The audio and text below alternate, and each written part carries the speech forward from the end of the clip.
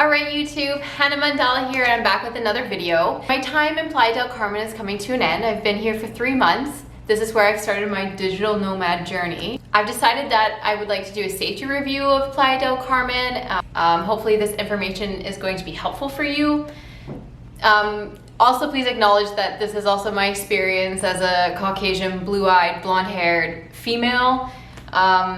Obviously it's going to be different for everybody, but I just want to be fully transparent about what I experienced here over my 3 months being by myself. I'm going to cover 4 topics, and the last one I'm going to cover is going to be about unwanted male attention and sexual harassment issues that I've had to deal with while being here. So make sure you stick to the end.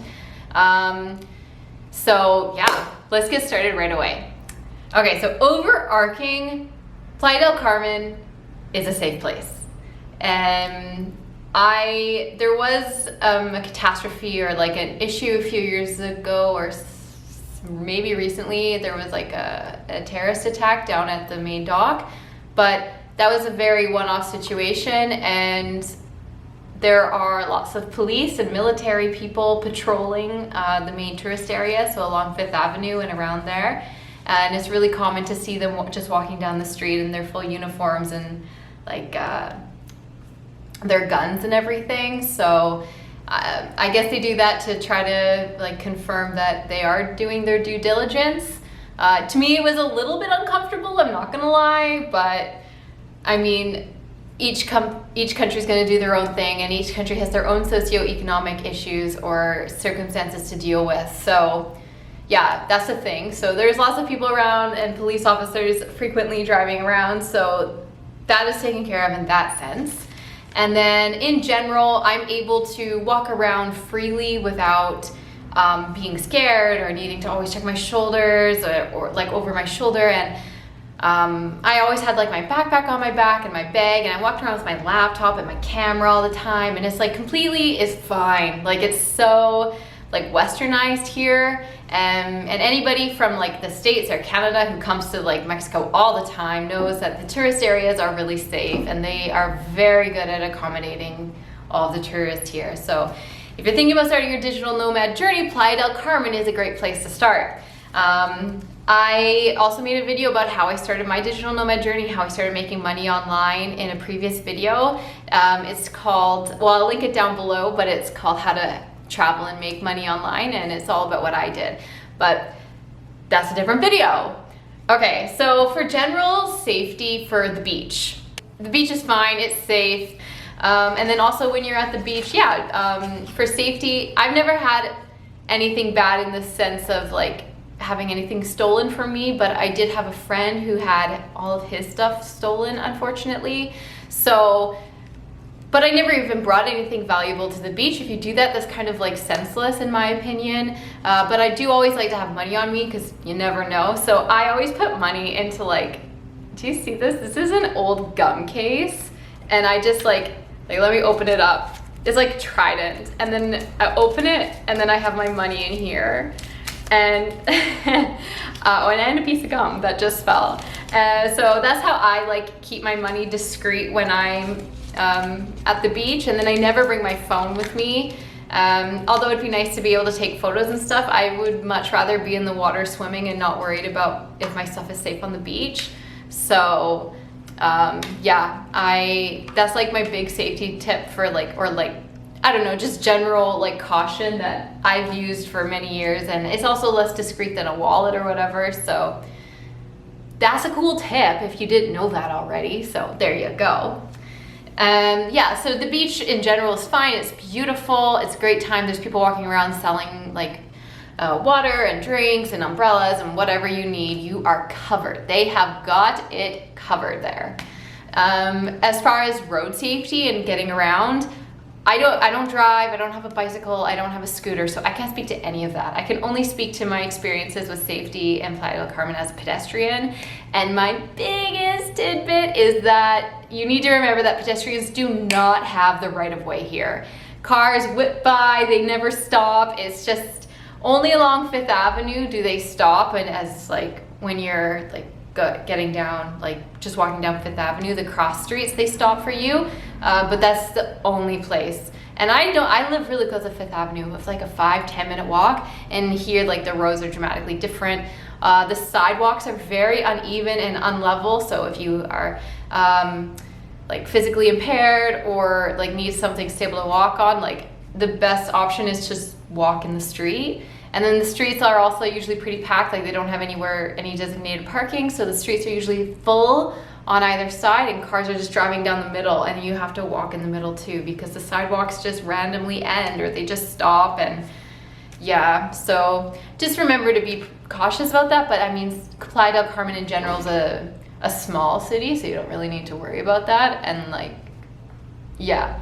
And also for getting around, the public collectivos, the buses are totally fine. I've ridden those. It's great. And then taxis are good. I've taken taxis as well. You can usually expect to pay a minimum of like 50 pesos. So I don't know, that's like 250 American, super cheap to get to most places. And then I've even been around walking alone at night and stuff by myself. That was okay, but I prefer not to do that because of like attention that I'm gonna get to at the end. So make sure you stick around.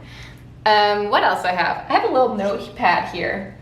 Oh yeah, the food and the water here is great. Everything that you could possibly want, all the resources, everything that you need is here. And if it's not here, it's 45 minutes north in Cancun. Like I needed to get to a Best Buy, and there's a Best Buy up in Cancun, and they have other like, everything that you need is here, and it's safe.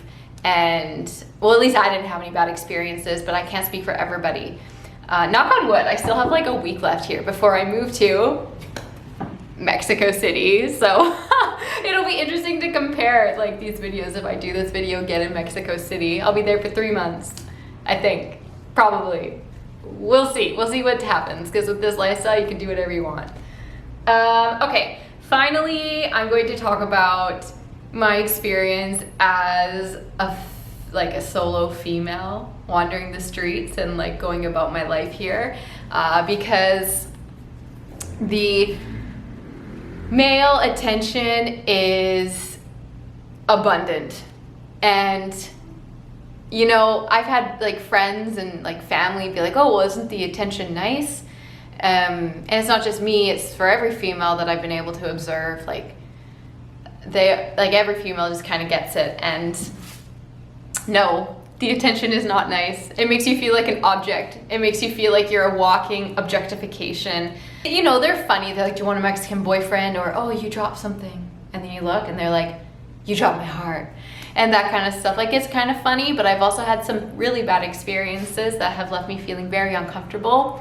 Along Fifth Avenue, I was walking later in the day. It was still bright out, and there was a group of drunk males who came up to me, and one of them grabbed me and pulled me in by the waist and was like, do you want to dance? And he like leaned into me as if to kiss me, and it was like, oh my God. And it was like, no, do not touch me. And then I mean, there was alcohol involved, so usually things get pretty rambunctious and out of hand with that. So that's not an exclusive Mexican like problem in Mexico, but I mean, Playa del Carmen is a vacation town. People do come here to drink and be inebriated and party, so that's something to be aware of. I've only gone out, I'm not a partier, I'm not a drinker, but I did go out one night to a couple clubs, popular clubs like Mandala and another, I don't remember what they're called, but I went out with my cousin who was here from Canada for a week vacation, and I don't know, maybe our experience was different because there was a male with us, but that was completely fine. And we walked home at the end of the night for like the 15 minutes back to my place, and it was fine. And then, yeah, so the streets, yeah, that can happen. The beach, although the beach is safe, I've had some sketchy situations happen at the beach as well. There are people who walk up and down the beach who collect bottles and that kind of stuff. And I've had 2 incidences where I'm laying on the beach tanning, and and I'm there by myself, and you feel someone like in your personal space. And I've looked up twice, and there was one time a gentleman was standing like inches from the edge of my towel staring down at me. And I'm like lying there, vulnerable in my bikini, like looking up, like, can I help you? And then he just stared. He just stared at me blankly and didn't react in any way. To the point where I was like, I need you to leave me alone, go away, go. And like to the point where I was like, I don't even know what I was saying, but there was people around just like staring at me. And then finally this older gentleman came up to me, he's in English, and was like, hey, obviously in English. And I was saying all that in English, even though he probably had no idea what I was saying. He's like, hey, are you okay? And I was like, no, I'm not okay. I need help right now. Like, what is with this guy? And like, I don't know, it was just kind of panic over me. Like, I had no control. Like, I couldn't get this guy to leave, and I didn't even think about standing up or anything. And then he's like, oh, okay. And he like looked up at the dude when the guy like bent down and asked me if I was okay. And then he looked up and looked back at me. He's like, so where are you from? And I was like, what? I don't want to talk to anybody right now. I just want to relax on the beach. Do not ask me where I'm from right now. And he's like, I'm just trying to like distract you from him. I'm like, I don't need your distraction. I need him to leave me alone. And then the dude, because I was freaking out, I don't know, the guy left, and then the dude eventually, I don't even remember what happened, but I left. Yeah, so that was unfortunate. And then that happened again this past weekend when I was at the beach, unfortunately. This time there was a guy standing, instead of right beside me, it was at the end of my towel. So like where my head was, like looking down at the beach, he was at like the head of my towel, if you will. And I didn't want the same thing to happen. So like I stood up, or like I leaned, like sat up forward on my towel and just kind of like waited. And I kept like looking over my shoulder, like obviously uncomfortable, like normal social cues that some people would normally be able to pick up on. And he just stood there and stared. And those situations are so unsettling. It's so intrusive. And it's just like, what do you, like, go away. And I ended up just leaving again as well. And both times that I just ended up leaving, I was nervous. Like I kept checking to making sure that they weren't following me or anything. And like, luckily that happened. That didn't happen. Luckily they did not follow me. And then I just came home, and then, you know, you just need time to like, I don't know, decompress after that. I've also had a few circumstances where this one gentleman would drive around my block. And it happened 3 times, and then I finally noticed that like he would drive by and like check over his shoulder, and then he stopped, because you notice when people are like doing, like taking obvious attention to you or something. And then he finally stopped and was like, hey, can you tell me where this street is? And I was like, oh sure, it's over there. And he's like, oh, okay, cool. So like, where are you from? And it's like, okay, bye. I'm not talking to you anymore. And then he stopped again and was like, hey, we talked last time. And I was like, leave me alone. And then like when I've told people to like leave me alone, that I'm not interested, that I don't want to talk to them, people say, well, am I not attractive enough for you? Like, what's your problem? And it's just like, the only thing that makes people leave you alone is by saying that you are in a relationship, or that you have a partner, or like a boyfriend or something, which really upsets me, because that kind of like reinforces that women are objects or something to possess, and that's not okay. And it really frustrates me that that's the only thing that I have found, aside from being a straight up, cold-faced, stern-looking person, so they don't even talk to you in the first place. And if they do talk to you, the only thing that makes them stop talking to you or to leave you alone is to say that you have a partner. And for years, I've never liked to use that ever as an excuse to tell people that I'm uninterested in talking to them. But here, and I guess lots of places, it's just easier to be like, oh no, I'm taken.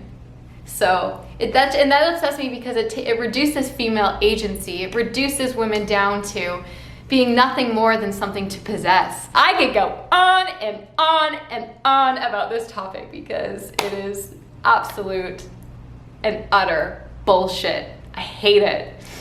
And then finally, on my last little tangent about unwanted attention that females need to be aware of and that they need to be cautious of is one morning a few weeks ago, I was walking far up on Fifth Avenue. Fifth Avenue, most people are around 2nd to 20th, and then from 20th to 28th is less, or 20th to like 38th there's less people, and then past that, like 40 and beyond, there's like no tourists. And I was up at like 60th or like 80th or something, and I'd been there before, not by myself, but I had been up there before, and I was like, it was like 8:39 in the morning, it should have been fine. And then there was like a group of drunk males walking towards me, and then I just like, whatever, I just kept walking, like kept my head down, being the cold, stone-faced person that I need to be when I'm walking the streets by myself here, which is upsetting to me. I'm a very bubbly and outgoing and like happy person, but I'm not able to express that here because people would take that as an invitation to come and talk to me. And there, to a certain extent, it's nice to meet new people, but to have it happen all the frickin' time is exhausting. And to have that attention because they want you as an object, or they want to take you out, or they want to ultimately get into your pants is not okay. Anyway, so I was walking up alone on Fifth Avenue, and this guy rolled up. You're not allowed to have cars and scooters and stuff on Fifth Avenue, but this guy came up to me on his scooter, and he had his pants down, and he like stopped his scooter, moved over to me, had his pants down, and was jerking off and asking me to get on the scooter and to go home with him. And it took me a second to even realize what was happening, and I was like, and I like put my head down and I started walking faster. And then he's like, come on, baby. I don't know. It was all in Spanish. It was a bit of a blur, but like that shit happens here. And it doesn't mean that that doesn't happen anywhere else, but the frequency at which it happens here is a lot higher than what I've experienced elsewhere. And like, not to toot my own horn, but I spent a lot of time in a lot of different places, from Western Canada to Toronto, like big city, to Germany, India, Brazil, Turkey, like all these different countries, and the highest frequency that has ever happened at is here in Mexico. It happens everywhere in the world, and not saying that Mexicans are bad people, not at all. I love it here so much. This is why I'm moving to Mexico City. Like I've loved it here. I'm going to Mexico City because I want to continue experiencing this culture. I think Mexican people are very nice and accommodating, and it's great. But I just needed to share these experiences with you so you know what to expect, so you know the reality of being a female solo, like a solo female here, and that you need to get a hard exterior. You have no other option. You have to have a hard exterior, and you have to be okay when you have to know how to react when people grab you, follow you, circle you around the block, come up and touch you or anything. Like, you just need to be extra vigilant. And then also, in addition to like that kind of frustrating bit about like feeling like you're just like a walking vagina, essentially, if they're not doing that, like other people who've done reviews about Playa del Carmen, you're usually just seen as a money bag, and it's really easy to get ripped off. All in all, the sexual attention, the unwanted sexual attention, and being seen as a sexual object is the biggest reason why I'm leaving Playa del Carmen. We'll see what it's like in Mexico City. I don't know.